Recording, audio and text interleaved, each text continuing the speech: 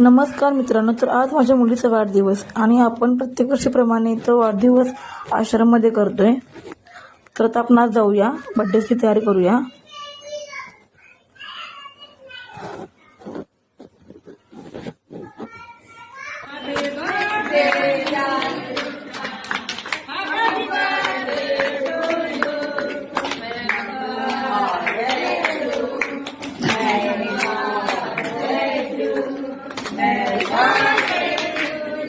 माना अनजान है तू मेरे वास्ते, माना अनजान हो